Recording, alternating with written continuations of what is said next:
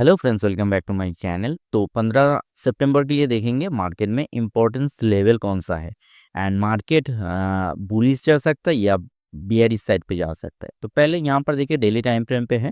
तो daily time frame पे अगर देखेंगे तो मार्केट कहीं ना कहीं ये जो रिजेक्शन कैंडल बनाया था ना नीचे की तरफ से, फिर मार्केट अपसाइड के लिए थोड़ा थोड़ा करके मार्केट ऊपर जा रहा है। एंड मार्केट में जो स्ट्रॉन्ग रेजिस्टेंस है वो ये वाला एरिया एक स्ट्रॉन्ग रेजिस्टेंस जोन है। एंड उसके ऊपर देखेंगे तो जो स्ट्रॉन्ग रेजिस्टेंस है ये वाला एरिया, अगर मार्केट इस लेवल को ब्रेक कर देता है डेली टाइम फ्रेम पे, तो प्रोबेबिलिटी है कि मार्केट न्यू एक इस जगह पे रेजिस्टेंस ले एंड ये जो गैप एरिया है ये वाला फिल करके ऊपर की तरफ जा सकता है। ठीक है, तो 5 मिनट में देखेंगे कि इंपॉर्टेंस लेवल्स इंट्राडे के लिए कौन सा है। तो बेसिकली 5 मिनट का लेवल्स है एंड यहाँ पर मैं जो डिमांड एंड सप्लाई जोन वही सिर्फ मार्क करूंगा। अगर मैं यहाँ पर डिमांड जोन को आइडेंटिफाई करूँगा तो कहीं ना कहीं मार्केट यहाँ से ना ऊपर मूव किया तो ये मेरे लिए एक इम्पॉर्टेंट सपोर्ट एरिया है। ठीक है, एक डिमांड एरिया बोल सकते हैं। उसके नीचे अगर देखेंगे तो मार्केट ने क्या किया, मार्केट यहाँ पर कंसोलिडेशन किया।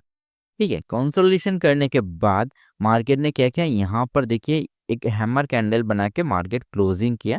एंड अगले दिन मार्केट क्या किया, गैप अप ओपनिंग किया।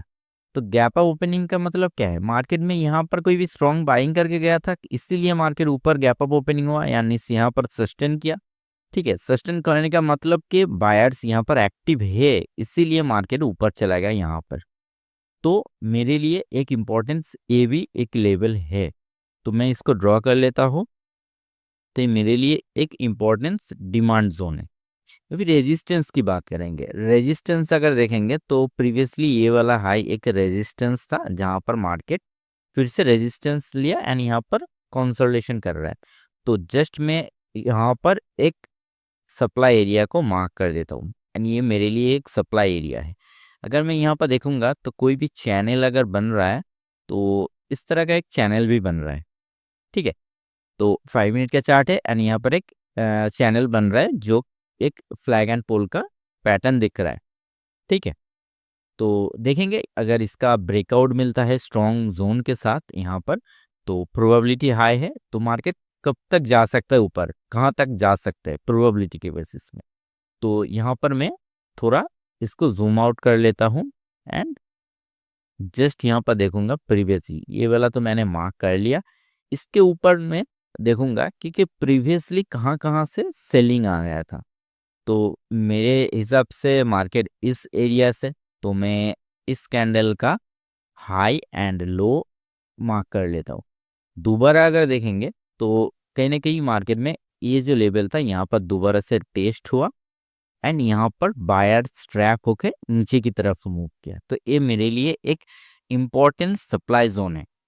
ठीक है, तो जस्ट मैं इसको ड्रॉ कर लेता हूँ। तो यहाँ पर आके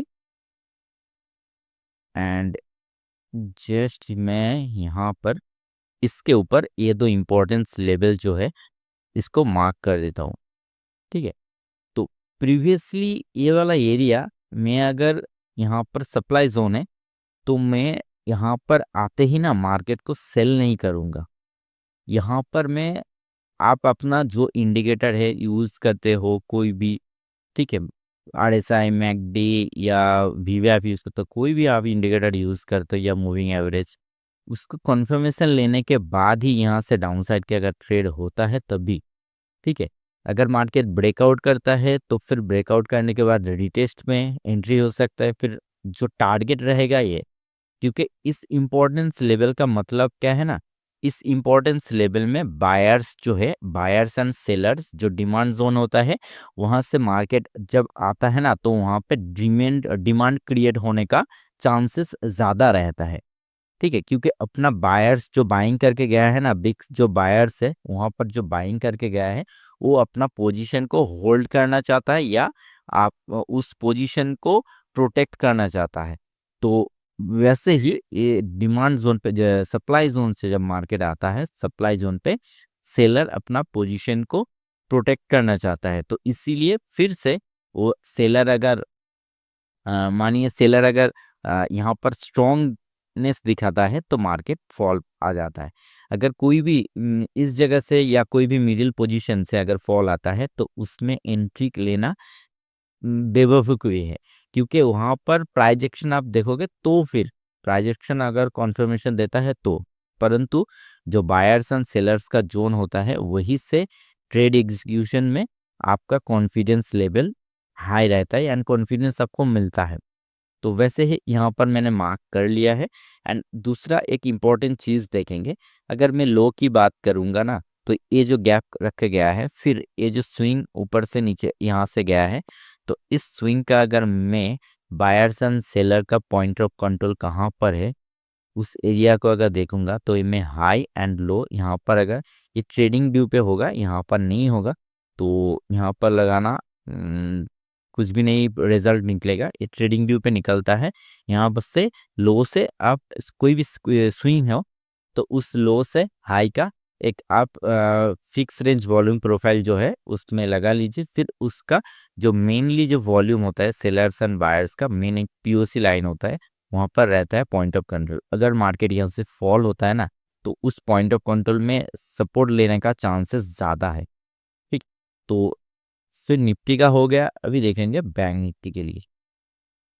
बैंक निफ्टी में मैं फिर से 5 मिनट में एनालिसिस करूंगा एंड एग्जीक्यूशन आपको बोल देता हूँ, आप अगर 5 मिनट में एनालिसिस करते हो तो एग्जीक्यूशन हमेशा 1 मिनट टाइम फ्रेम पे कीजिए। एंड अगर आप एग्जीक्यूशन 5 मिनट में कर रहे हो तो 1 आवर और आइदर 30 मिनट्स और आइदर 15 मिनट टाइम फ्रेम पे एनालिसिस कर लिया करिए।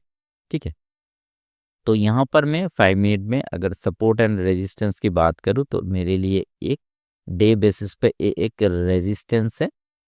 ठीक है, एंड यहाँ पर मैं अगर देखूंगा तो कहीं ना कहीं यहाँ पर भी एक सिमेट्रिकल ट्रायंगल पैटर्न की तरफ बन रहा है। ठीक है, यहाँ से मैं थोड़ा यहाँ पर मार्क कर लूँगा एंड ऊपर की साइड से जो ट्रेंड लाइन आ रहा है मैं इसको मार्क करके रख दूंगा।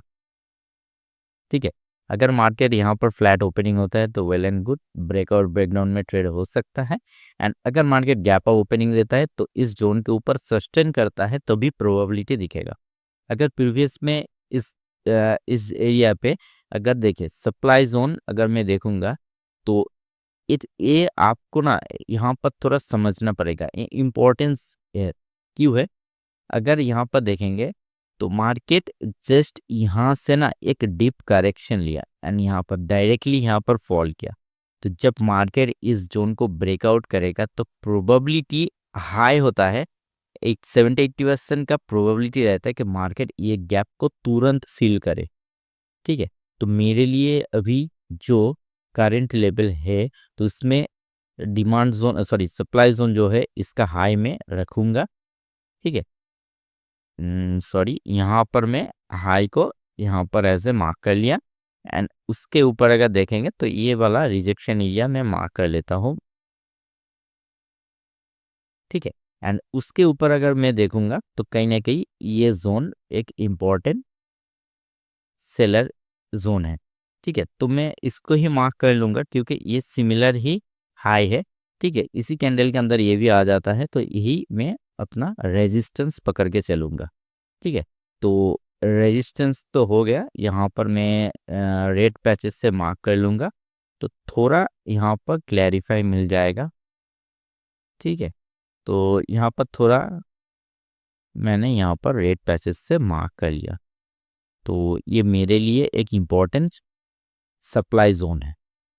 अभी सपोर्ट की बात करेंगे। ठीक है, सपोर्ट जोन कहाँ कहाँ पर है, तो अगर मैं मार्केट को देखूंगा ना, गौर से देखूंगा तो नीचे की साइड से ये एक ट्रेन लाइन जा रहा था।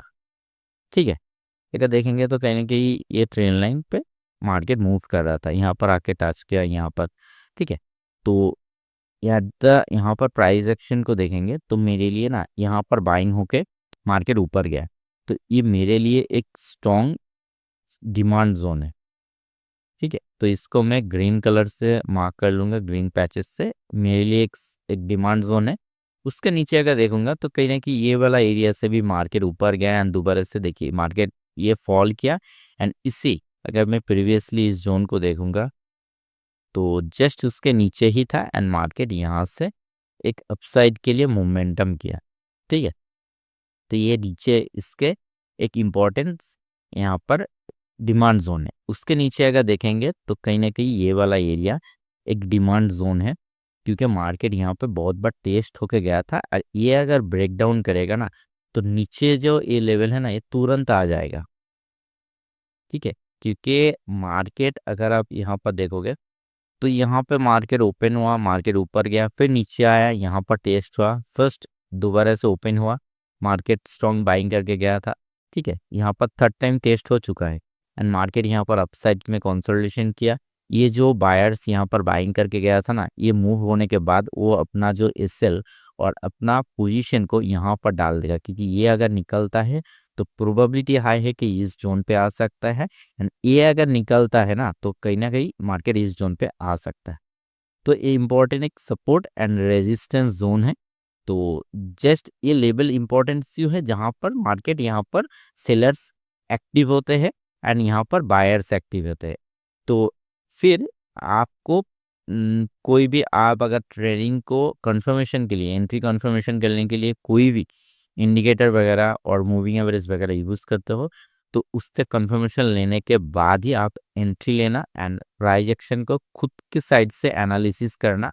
क्योंकि मैं तो मेरे पॉइंट ऑफ व्यू से मैं बोल रहा हूँ कि ये प्रोबेबिलिटी है कि इस जोन पे, ये जोन पे अगर प्राइस आएगा तो मैं यहाँ पर क्या, यहाँ से ब्रेकआउट किया, ब्रेकआउट करने के बाद मैं ऐसे ही यहाँ पर बाय नहीं करूँगा, ब्रेकआउट होने के बाद मैं रीटेस्ट देखूंगा एंड मेरा इंडिकेटर अगर यहाँ पर कोई ना कोई एंट्री देता है तभी मैं एंट्री करूँगा। स्टॉप लॉस को यहाँ पर उसी के साथ में मेजरमेंट करके या रिस्क रेशियो को ठीक करके रखूँगा एंड मेरा टारगेट रहेगा इस पॉइंट के लिए, ठीक है। तो फिर अगर इसका ब्रेकडाउन करता है तो मार्केट ये जो लाइन है ना इसमें मार्केट अगर इस जोन को टेस्ट करता है तो वेल एंड गुड, अगर मार्केट इसको ब्रेकआउट करता है तो इस जोन पे आ सकता है। मार्केट प्रोबेबिलिटी है कल के दिनों में थोड़ा गैप अप ओपनिंग मिल सकता है और फ्लैट ओपनिंग मिल सकता है। तो देखते हैं मार्केट कैसे मूव करता है। Thank you for watching my video.